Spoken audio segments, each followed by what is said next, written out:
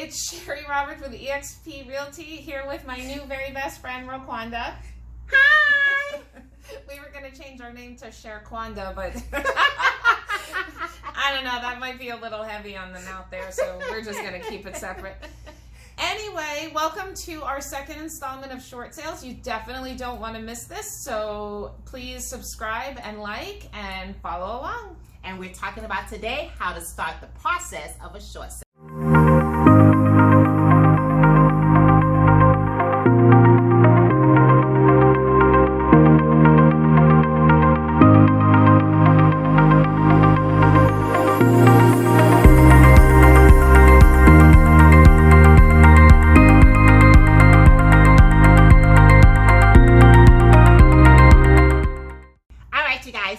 Joining us again for another episode. Now, you guys know that Shari is the bomb on short sales, right?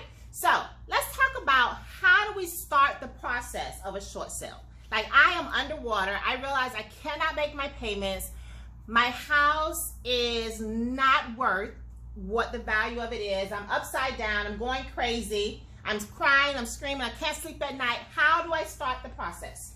Call me.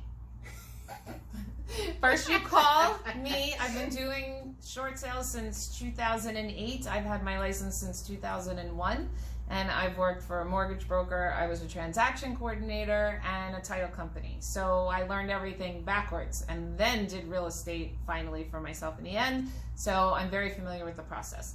You would meet with me. We would do a consultation. We would find out if you indeed are upside down. You would hand me as much paperwork as you can, the most important thing being your most recent mortgage statement. We will find out who owns your loan because each of the investors have different guidelines that we need to follow. And stop. When you say who owns your loan, what do you mean by that?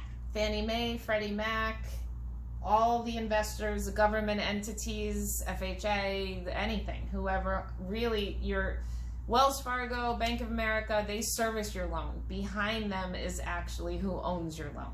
Thank you for that clarification. Continue. You are so welcome.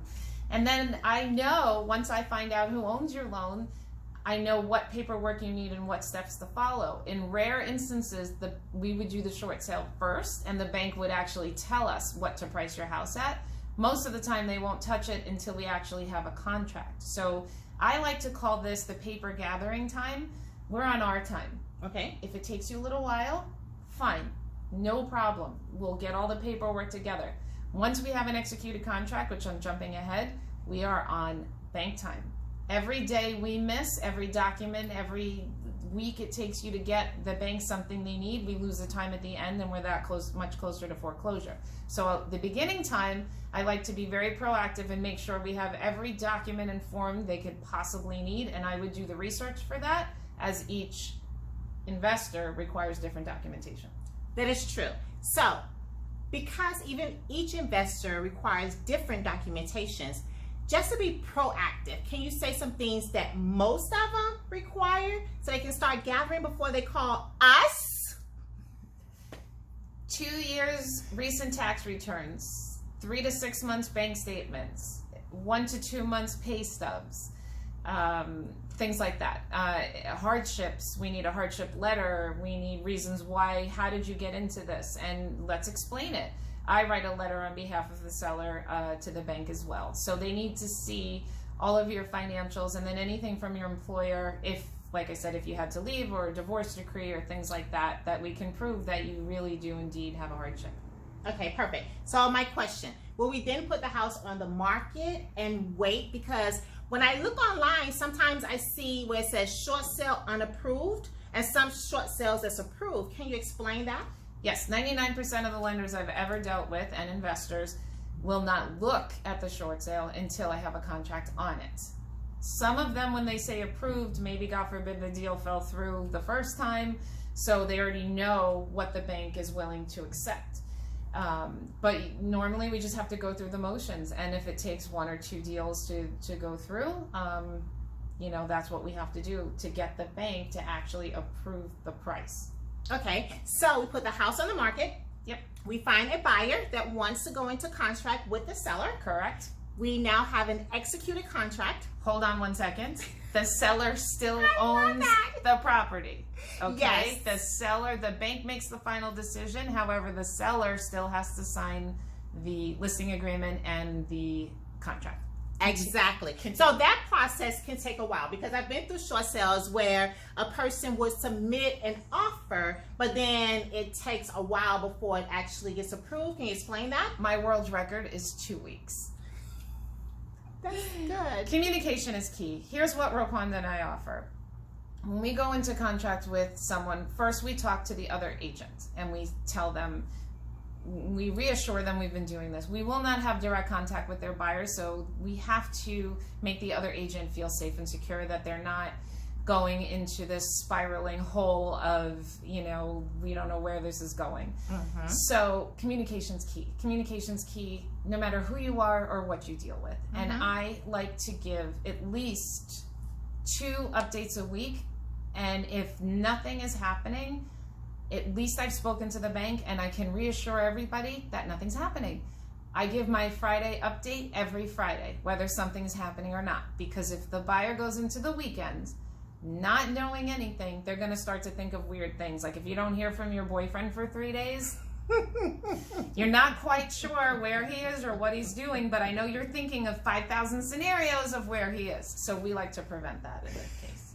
Do you see why I love her? Okay. So we gather all the information. We are in communication with our other partner, which is the other brokerage.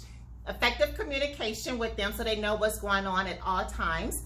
That way they can relay the information back to their buyers so everyone understands the process as we go along. Great.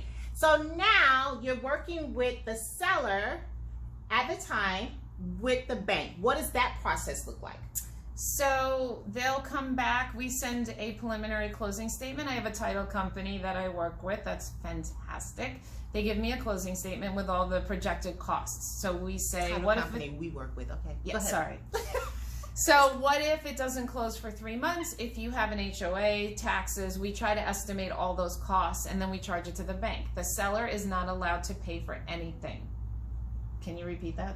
The seller is not allowed to pay for anything. I'll say it in another language.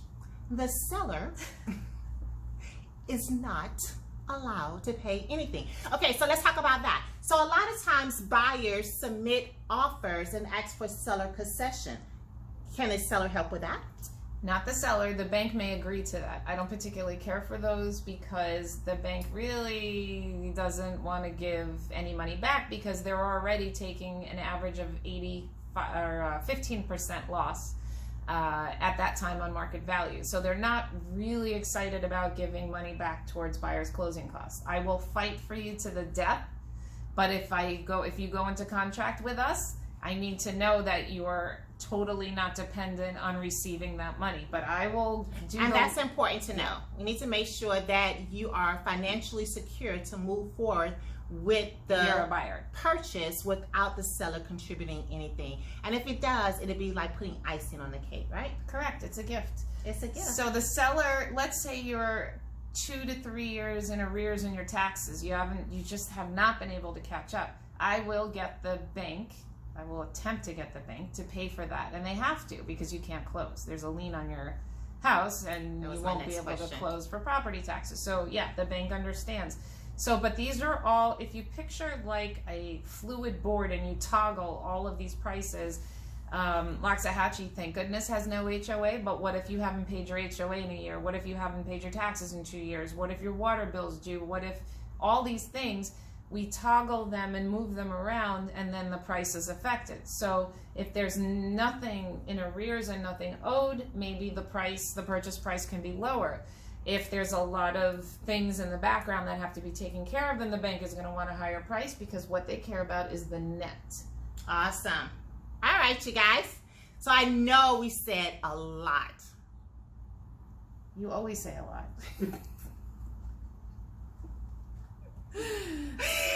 So that means that you have to scroll on down and watch our next video, you guys. Many blessings. Don't forget to hit the subscribe button. Don't forget to hit the like button and the bell so that you can get notifications from us us when we do more videos. Yeah, what she said.